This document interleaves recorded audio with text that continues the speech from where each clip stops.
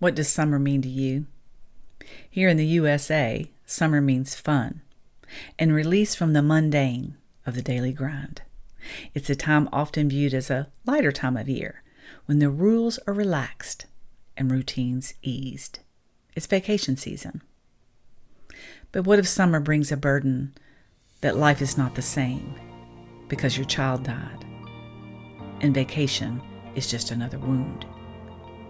Stay tuned because we're going to discuss how to manage travel this summer and how it can be a good thing and what to avoid. Are you lost in the chaos of grief, struggling to find your way in the darkness?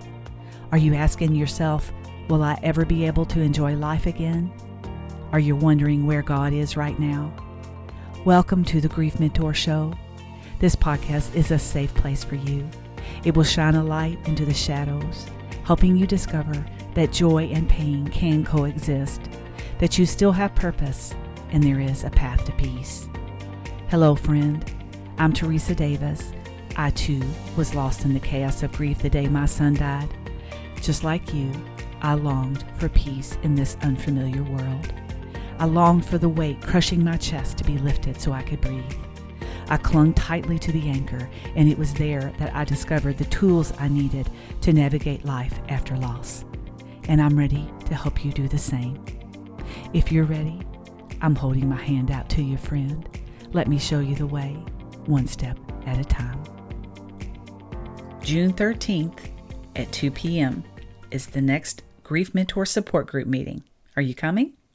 I sure hope so, because you need us and we need you. To attend, become a Grief Mentor Insider at thegriefmentor.com and follow the directions in the video found in the email. If you're already an insider, just use the same link that you used last time. Last week, I snuck an announcement in at the end of the episode. If you're a Grief Mentor Insider, you may have noticed a waitlist sign-up all the way down at the end of the email. I know a few of you did, because the waitlist is already starting to grow. If you're wondering what I'm speaking about, here's the announcement. About a year ago, I sent out a survey to my email subscribers, and you said you would love to work with me in a small group setting. I heard you, and it's about to become an option to work with me. It's taken almost a year, and I can't wait to share it with you. It's a 12-week course in a small group setting. I'm taking a small number of people through a step-by-step roadmap on how to manage life after the death of your child. I'm keeping the group small so that I can provide the support you need. The launch date is tentative, but I'm hoping to be ready by the end of July. That'll take us through the end of October, which will be beneficial in preparing you for the tough months that lead up to the holidays. The first group will be my beta group, which means you'll receive the content at a discounted price. More info will come as we get closer. However, I recommend you add your name to the wait list if this is something you feel would benefit you. In the email that went out this morning, look for the option to be added. It's under the blog section right after the video on how to join the support group. It's just one click, and then your name will be automatically added to that wait list. When the course is ready to go, you'll be the first to be notified. So, friend, how does travel affect your grief? Well, that depends on, number one, where you are in your grief journey. Number two, what your personal view is of travel, i.e., do you normally love to travel, or are you more comfortable in familiar surroundings that are the comforts of your own home? And number three, where your travel takes you. Travel can be a distraction that gives your mind and heart a respite. It can pull us out of isolation and allow you to see life and grief through a different lens. And friends, this can be therapeutic and restorative in your grief journey. If you're new in your grief and you feel too overwhelmed to make plans, maybe you can consider asking a friend or a close family member to help you with the details. And maybe they might even join you on the trip. Travel isn't always pretty. It isn't always comfortable. Sometimes it hurts and even breaks our hearts. Let me give you an example. The year after Andrew died, we went to the place that we've vacationed for the last 20 years. We all went the entire family for a whole week. Tony and I had the idea that we would stay an extra week, just he and I, so we could get a little extra sun and fun, as this is our happy place, and it has been for many years. But what I didn't take into consideration is what happened after everyone left, and it was just me and Tony. As soon as they pulled out of the parking lot, I began to feel lonely and lost. While they were there, it was busy, with all the children going back and forth from the beach into the pool. There were lots of mouths to feed. I didn't have much downtime. And suddenly, that's all I had. What I didn't anticipate was the flood of memories that came crashing in, and all I could see was Andrew everywhere I looked. We started vacationing here when he and Sarah were about 12 and 13 years old. Now, this was about 10 months after his death, to give you a point of reference where I was in my grief journey.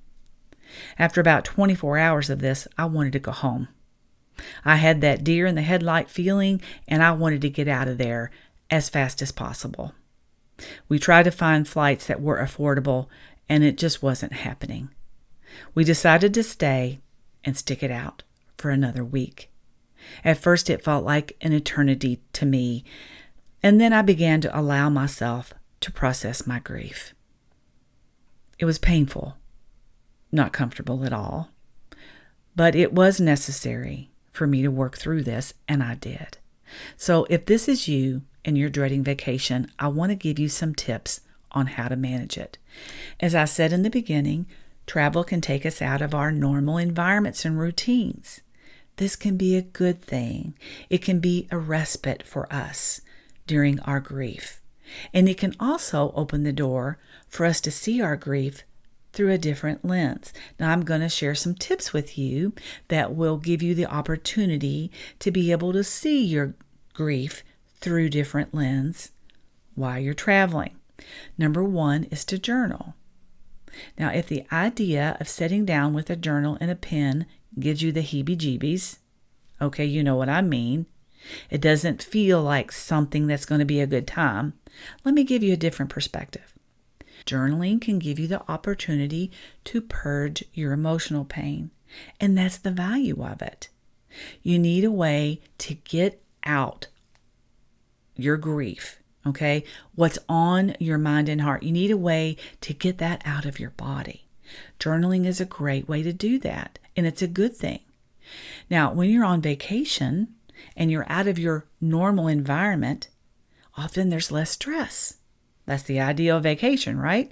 In those moments, our minds can be freed to explore feelings and emotions that maybe we've been kind of tamping down because you just didn't want to express them, or you felt like you didn't have the time or the space to do it.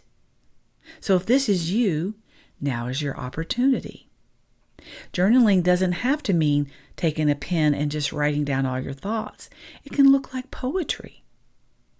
You can put your thoughts, frame it in poetry. Maybe you like to draw. Use that journal space to sketch or draw what's on your mind and heart. Maybe it looks like writing a letter to the one you love that's not here anymore, to share your feelings that maybe you felt were left unsaid. Or maybe it looks like writing a letter and then burning it as a symbol of letting go of those words. Number 2, a fun way to get relief from all the stress that you've been holding in your body is to have a spa treatment. This can be particularly restorative, as therapeutic touch can feel extra healing while you're mourning. Number 3, get some physical activity, if that's possible for you. If you're going to the beach, take a beach walk. Let the surf flow over your feet as the waves ebb and flow. If you're on a nature vacation, take a hike. Being in nature is a great way to release all the natural feel-good hormones. Physical exercise of any kind releases those feel-good chemicals that elevate our mood, lower tension, and actually lower our blood pressure. The 4th tip, if you're driving, listen to a book that you've been wanting to read, or allow yourself to get lost into your favorite music. One of the things Tony and I enjoy doing if we're driving is I read a book out loud to him. One of my favorite memories of driving to the beach one year is reading a book out loud to Andrew as he drove. We had to take 2 vehicles that year, and he and I rode in one car. The book was so good, we couldn't wait to jump back in the car after stopping to get gas and a snack to get back into it. If this is the first time that you've traveled after your child's death, go prepared knowing that you might have some rust spots. But now you have some tools for your tool belt to pull out, the ones that I just went through. We'll review those here again in a minute. If you're traveling for the first time to a familiar vacation spot after the death of your child, here's a few things to consider. Be prepared for unexpected waves of grief as the memories come in. The key here is to allow yourself to use the tools that we discuss to distract yourself, but yet allow yourself to express your grief. You might want to change things up a bit and not do everything exactly the same as you always have.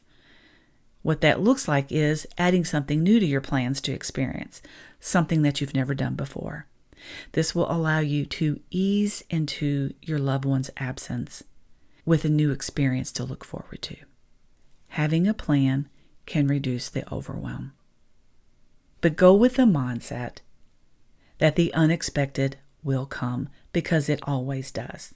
Now let's review those 4 things that you can keep in your tool belt to do while you're on vacation to help you manage your grief and be able to express it when it comes. Number 1, journal in any type of form that feels good to you.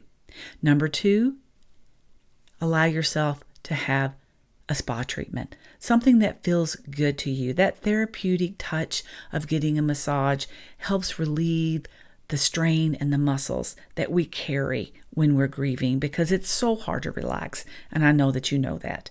Number 3, get some physical activity. If you're going to the beach, take a beach walk.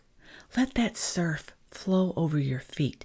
I find it so calming as the rhythm of my cadence of the walk comes with the ebb and flow of the water that rushes over my feet. It's so refreshing, and it relaxes our limbic system. Guys, that's that system that allows our blood pressure to go down. It allows our breathing to slow. It allows endorphins to be released in our body. If you're on a nature vacation, take a hike. Being in nature is a great way to release all those natural feel-good hormones. Physical exercise elevates our mood, lowers the tension, lowers your blood pressure. And the 4th tip is while you're driving, or even if you're not driving, if you're flying, you can put earbuds in your ears and listen to a book that you've been wanting to read. Allow yourself to get lost in your favorite music. And if you're like me and my husband, he does not particularly like to read, but he loves to hear me read to him. He tells me I am his book on tape. Grief isn't something we get over or get past. It's something that we get through. And if you've been listening to my podcast for any length of time, I know that you know that. I'm preaching to the choir. But sometimes it's important to just hear. Returning the balance to your life after the death of your child can be quite a challenge. Allowing yourself the respite of time away is a good place to start.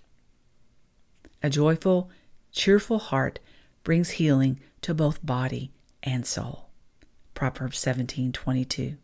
Friends, give yourself permission to laugh. Eat ice cream. Take late night walks on the beach. Go crab hunting. Watch the sunrise and the sunset. Sit by the fire and eat s'mores. Watch a good movie that leaves you with a feeling of hope. Now, movies can be tricky, though, when you're grieving, but I recommend the Chosen series. If you're not familiar with it, look it up. It's a Christian historical drama TV series based on the life of Christ. It's excellent, and it will leave you feeling better after you watch it, which is my personal rule when it comes to TV and movies. Friend, I'm always here when you need me. My heart's desire is to help you walk this road of child loss with hope that leads to your heart being surrounded with supernatural peace. I'm just a click away. Head on over to the griefmentor.com Work With Me page and book your call. I can't wait to brighten your day. And that's all I have for you today. So until next time, take care. Did today's episode touch your heart?